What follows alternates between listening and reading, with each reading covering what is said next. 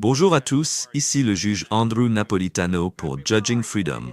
Aujourd'hui, nous sommes le jeudi 28 août 2025. Pepe Escobar nous rejoint maintenant. Pepe, c'est toujours un plaisir. Pepe, où êtes-vous? Je suis chez moi, à Paris, en train de me préparer pour aller en Russie et en Chine. D'où nous rejoignez-vous et qu'allez-vous observer? Je sais parce que vous me l'avez déjà dit, mais je veux que le public entende en Russie et en Chine. Et qui allez-vous observer en Russie et en Chine? Waouh! J'aimerais que nous ayons une demi-heure, juge, pour entrer dans les détails, mais pour vous et pour notre audience, dimanche et lundi se tiendra le sommet annuel de l'Organisation de coopération de Shanghai à Tianjin, près de Pékin. Juste pour donner une idée à tous, Tianjin est cet énorme hub industriel et high-tech à 120 km de Pékin. Vous prenez le train à grande vitesse et vous y êtes en moins d'une demi-heure. Et savez-vous combien ça coûte? 8 dollars. Très bien, c'est l'introduction. Alors, qui sera à la table de l'Organisation de coopération de Shanghai à Tianjin? Tout le monde. Tous ceux qui comptent en Eurasie, y compris le top 4, y compris Modi et Raisi d'Iran. Modi a déjà confirmé qu'il y allait, et c'est encore plus. Waouh! Totalement révolutionnaire. C'est son premier voyage en Chine depuis 7 ans, et il va rencontrer, voir face à face, lors d'une réunion privée, en dehors du sommet SCO. Vous savez, Donald Trump a critiqué, dénoncé et attaqué les BRICS. Il n'y a aucun doute là-dessus. Et les acteurs des BRICS sont stupéfaits par le tournant des événements. Personne ne l'aurait prévu. En fait, Xi Jinping a envoyé une lettre à Modi. C'était le début de la danse. Disons-le ainsi. Modi a répondu, puis il a confirmé, « Très bien, je vais au sommet SCO et nous allons discuter face à face. » C'est immense en termes d'unité SCO et d'unité BRICS. Nous ne devons pas oublier qu'ils sont tous deux membres du SCO et des BRICS. Donc nous parlons des principaux acteurs du Sud global, ou ce que nous pouvons aussi appeler la majorité globale. Donc, jusqu'il y a quelques jours, le récit, y compris celui en Chine, parmi les universitaires, était qu'il n'y avait pas de confiance entre l'Inde et la Chine. Xi et Modi brisent cela. Ils reconstruisent la relation. C'est incroyable. C'est une réinitialisation ninja de la Chine et c'est assez significatif. Cela va se dérouler lors d'un sommet où les principales préoccupations sont la sécurité, le contre-terrorisme et aussi l'intégration économique. Le SCO ces dernières années s'est beaucoup concentré sur l'intégration économique, encore plus que sur l'environnement sécuritaire à travers l'Eurasie. Et bien sûr, le président iranien, Raisi, sera présent, car diplomatiquement, l'antagonisme des États-Unis vis-à-vis de l'Iran se reflète également sur les BRICS et le SCO. Et les observateurs juges sont fascinants. Et parmi les partenaires observateurs, il y a l'Afghanistan et la Mongolie. Tôt ou tard, ils deviendront membres à part entière. Parmi les partenaires, la plupart des pays d'Asie du Sud-Est seront présents. Il y a donc beaucoup de pays asiatiques à la table qui suivront attentivement toutes les discussions et seront invités à y participer. Vous vous attendez à être dans un public qui sera adressé par le président Poutine lui-même. C'est compliqué car il va se concentrer sur les questions de sécurité, de terrorisme et d'intégration économique à l'échelle de l'Eurasie. Ils discuteront de l'Ukraine à la table. Bien sûr, nous ne savons pas quel type de fuite sera autorisé. Nous devons donc parler à notre ami Peskov, le porte-parole du Kremlin. Ça dépend de ce que Peskov décidera de nous dire. D'accord, d'accord. Et si vous voyez Maria Lavrov est porte-parole, faites-lui un gros câlin pour moi. Elle devrait être là, car je ne suis pas sûr que Lavrov sera présent, juge, parce qu'il s'agit d'une réunion de chefs d'État. Donc pas nécessairement qu'ils amènent leur ministre des Affaires étrangères. Mais c'est tout à fait possible. D'accord, je pourrais répondre à, disons, 50% de votre question en attirant l'attention sur le Forum économique de Vladivostok qui débutera mercredi prochain. Donc depuis Tianjin, je reviendrai à l'aéroport de Pékin, vol pour Vladivostok, car nous devons être présents un jour avant, les logistiques étant très compliquées. Nous devons même faire des tests PCR. C'est une affaire très compliquée. Mais au forum de Vladivostok, qui concerne essentiellement le développement russe de l'Arctique et de l'Extrême-Orient, y compris de vastes étendues de Sibérie, ils discuteront essentiellement de business. Et devinez quoi? Je dirais que l'invité invisible d'honneur cette année est les États-Unis. En fait, je suis très curieux de voir quels hommes d'affaires américains iront réellement à Vladivostok cette année. Pour commencer à parler de la possibilité que de nombreuses entreprises américaines reviennent sur le marché russe. Et le numéro 1, bien sûr, c'est quelque chose qu'ils ont déjà demandé à mes amis à Moscou, et ils disent, écoutez, ça va être serré, car ils ne pourront pas parler. Nous ne voulons parler à personne, mais je vais essayer de parler au cadre de Rosneft, car le projet clé pour Exxon était le projet gazier de Sakhalin, où ils étaient partenaires avec Gazprom, avec Rosneft, une entreprise indienne et une entreprise japonaise. À cause des sanctions, Exxon est parti. Ils ont perdu plus de 4 milliards de dollars et veulent revenir, et ils ont parlé avec Rosneft. Eh bien, vous savez, ils peuvent parler à Rosneft autant qu'ils veulent. Mais si le gouvernement américain ne les laisse pas revenir, comment vont-ils revenir? Exactement. Mais cela nous amène, juge, à la pression que les compagnies énergétiques américaines exerceront sur Trump. Écoutez, nous voulons revenir en Russie, faire des affaires là-bas. Et c'est aussi votre intérêt, Trump, car ces méga-projets gaziers, ce sont aussi des projets gaziers dans l'Arctique. Pas seulement dans les îles de Sakhalin, dans l'Extrême-Orient, disons-les ainsi, mais bien sûr quelque chose qui est apparu il y a quelques jours, et je meurs d'envie de voir s'il y a des preuves, c'est la possibilité pour les Américains d'acheter des brise-glaces nucléaires russes. Si cela se produit, ce sera un changement majeur. Mais je pense que c'est trop farfelu pour le moment. Donc vous avez prédit avant Anchorage que le véritable but d'Anchorage ne serait pas l'Ukraine, que cela ne résoudrait pas l'Ukraine du tout, que cela ne ferait aucun progrès sur l'Ukraine, mais qu'il y avait d'autres objectifs, l'un commercial et l'autre concernant l'Arctique. Maintenant, vous nous dites qu'il pourrait effectivement y avoir eu des étapes dans cette direction grâce au secteur privé aux États-Unis qui tentera de faire pression sur Trump.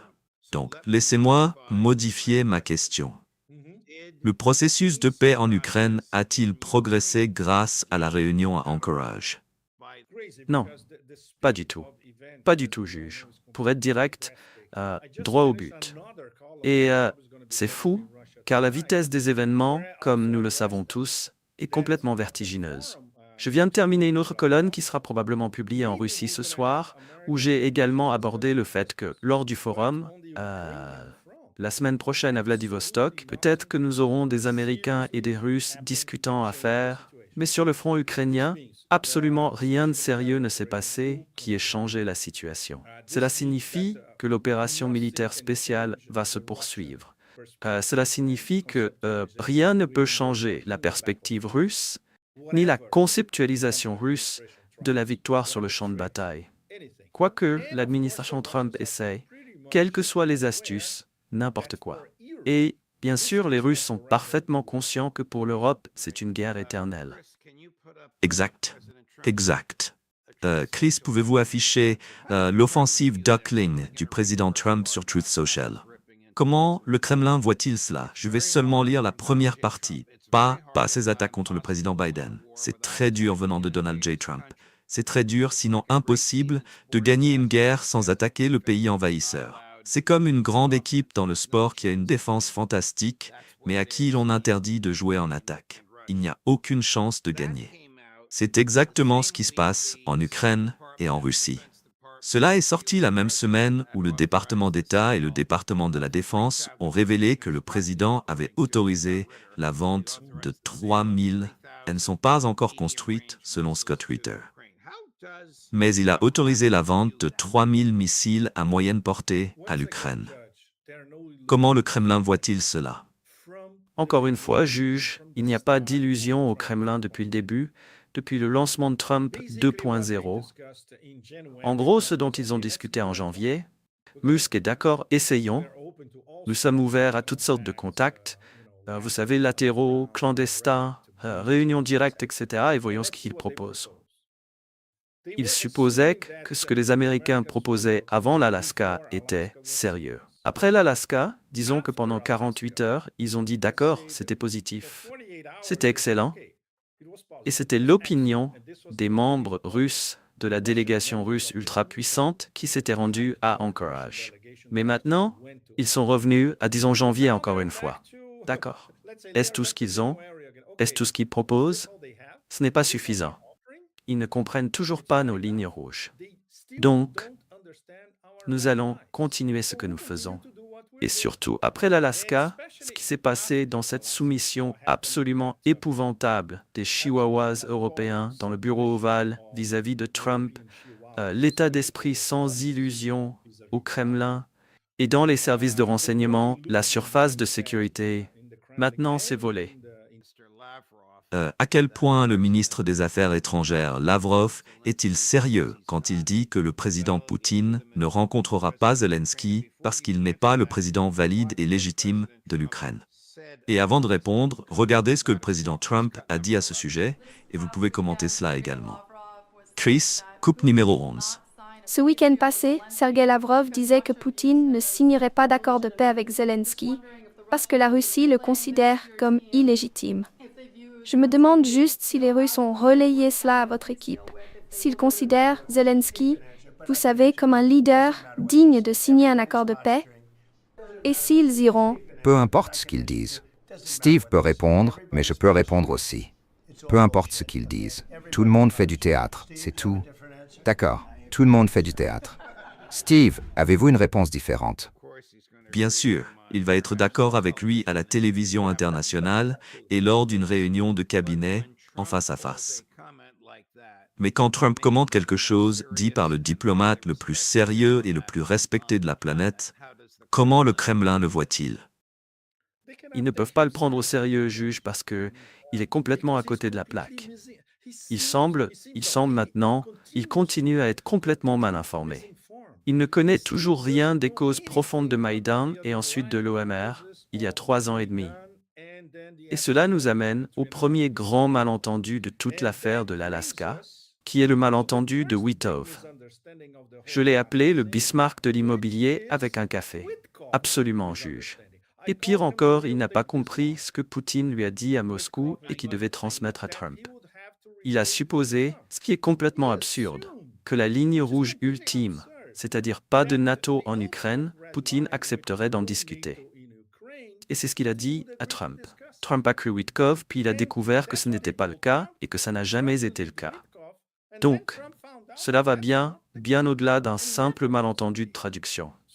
Cela résume, c'est un homme absolument non préparé à traiter un dossier aussi sérieux et il induit en erreur le président des États-Unis par-dessus tout. C'est complètement absurde. Toute l'affaire. Et bien sûr, cela nous amène au kabuki actuel, juge, qui est le kabuki des casques bleus. Donc qu'avons-nous maintenant après la visite des Européens à la Maison-Blanche? Les Européens sont comme absolument des chihuahuas enragés, hurlant partout que nous avons besoin d'une force de maintien de la paix en Ukraine, quoi qu'il arrive, même avant un cessez-le-feu, pas après un cessez-le-feu. Donc le kabuki précédent était « nous avons besoin d'un cessez-le-feu ».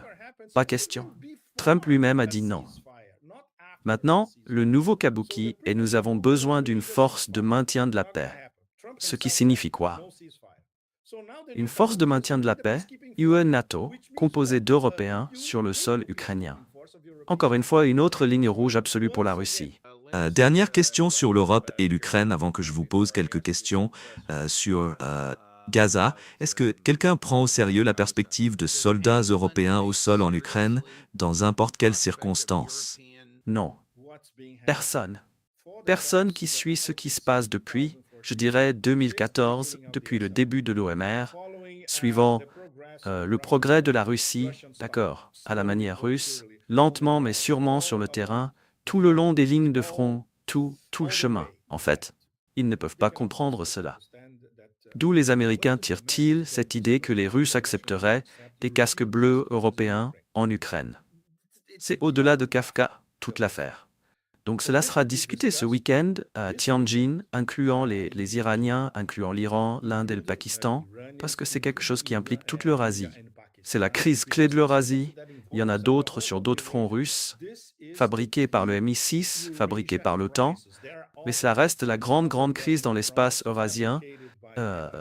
Et bien sûr, cela sera également discuté, juge, et c'est Je dois parler de cela. Savez-vous qui va se rencontrer à nouveau en face à face mardi sur la place Tiananmen pour le défilé de victoire de la Chine contre le fascisme nazi et l'agression japonaise? Poutine et Xi encore. Waouh! Waouh! Dans un monde plus heureux, le président des États-Unis serait là avec lui. Il serait là, exactement. Très bien. Le département d'État vient d'annoncer que Trump a autorisé la vente de 2 milliards de dollars d'avions de chasse F-35 à la Pologne. Je suppose que cela ne serait pas si significatif, sauf que c'est accompagné d'une déclaration disant que cela améliore la sécurité de l'OTAN. Tout tourne toujours autour de cela. Donc vous savez, tout cela, en fait, cette construction élaborée, montée par Trump lui-même, surtout qu'il veut une sortie ou une échappatoire de l'Ukraine, et ensuite les Européens vont tout gérer, leur propre guerre. Non, ce sera les États-Unis qui dirigeront de derrière, ce qui est le modus operandi standard, et qui donneront à l'OTAN tout ce qu'ils ont et ce qu'ils n'ont pas, qu'ils ont obtenu et qu'ils n'ont pas obtenu, bien sûr payé en euros par le chihuahua européen. Donc les Russes regardent cela et disent « D'accord, leur guerre éternelle contre nous continue. » Donc, nous continuons notre propre type de guerre pour démilitariser et dénazifier l'Ukraine. Donc essentiellement, après tout le kabuki d'Alaska et de Washington, rien n'a changé en pratique. Dernier sujet, mon cher ami, pourquoi y a-t-il si peu de critiques venant de lieux comme Tucker Carlson et Clayton Morris, et ici, ainsi que dans des médias alternatifs similaires, une critique si minimale de Trump pour la normalisation du génocide? Je veux dire, hier, il a dit à la presse je ne sais pas comment il pourrait ne pas savoir cela. Il ne savait même pas que les Israéliens avaient bombardé l'hôpital Nasser, tuant des patients, des médecins et des journalistes. Et des journalistes. Exactement. À quel point peut-on être mal informé en tant que président des États-Unis? Ou est-ce qu'il... Qu'en pensez-vous, juge? Sérieusement, je ne sais vraiment pas. Je pense qu'il ment probablement. Je ne peux pas croire que Rubio et Haggett et son chef de cabinet ne soient pas allés directement le voir pour lui dire « Netanyahou vient de tuer 5 journalistes, nous devons être prêts à réagir. » Je ne peux pas croire qu'ils n'aient pas fait ça. S'ils ne l'ont pas fait, ils ne font pas leur travail. Exactement. Et surtout parce que c'est encore plus grave, car il s'agit de 2 crimes de guerre en un seul. Juge, bombarder un hôpital, bombarder des soignants et ensuite tuer des journalistes. Alors, pourquoi Trump n'est-il pas sévèrement critiqué pour avoir normalisé le génocide, pour être indifférent à cela, pour prétendre qu'il ne sait pas ce qui se passe? Exactement. Nous n'avons toujours pas de preuves irréfutables, mais il y a de nombreuses possibilités. Bien sûr, l'affaire Epstein, l'emprise de l'axe sioniste sur lui, le compromat venu de Russie, vous savez, tout ça, personne ne sait vraiment. Mais le fait est qu'il a normalisé le génocide et la campagne de famine à Gaza, et ce faisant, il rend le collectif occidental complice. Après tout, dans ses propres mots, je peux faire tout ce que je veux, je suis le président des États-Unis. Donc il est Jupiter là-haut. Et nous sommes juste. Je veux que vous regardiez son langage corporel quand il a dit qu'il ne savait pas pour le meurtre des journalistes. Regardez ceci, ça ne dure qu'une demi-minute. Chris, coupe numéro 10. Quand cela s'est-il produit? Je ne savais pas cela. Je ne veux pas le voir. En même temps, nous devons mettre fin à tout ce cauchemar. C'est moi qui ai fait sortir les otages. Je les ai fait sortir. Tous. Vous voyez comment il change instantanément de sujet, juge. Il ne remet pas nécessairement en question. Il parle des otages. Oui. L'indifférence totale, l'indifférence à la souffrance humaine et au massacre me sidère. Et je pense que la plupart des gens regardant l'émission, et beaucoup de gens autour, dans le monde, et le silence relatif des critiques. Les républicains ne critiquent pas, mais Thomas Massie le fait. Les démocrates ne critiquent pas, Bernie Sanders le fait. Mais c'est minimal critique. Eh bien, disons que le titre, pour l'histoire, j'imagine des historiens numériques au début du XXIe siècle, regardant en arrière ce que Eric Hobsbawm aurait défini comme le jeune XXIe siècle. Et ils disent « Waouh, l'Occident, ils ont enterré leur propre établissement 6 pieds sous terre pour toujours. Ils se sont suicidés. » Leur crédibilité et leur clarté morale est partie, c'est fini et ils l'ont fait eux-mêmes. Mené par le président des États-Unis, voici ce qui va se passer. C'est un commentaire dévastateur. Dévastateur et perspicace, Pep. Merci beaucoup. Nous avons un jour férié qui arrive ici aux États-Unis, la fête du travail, donc nous serons tous absents pendant quelques jours, mais je suis content d'avoir pu passer un peu de temps avec vous. Merci mon cher ami. Pouvons-nous vous joindre à Vladivostok en Chine la semaine prochaine? Oui. Essayons de parler depuis Vladivostok. J'ai organisé avec Chris.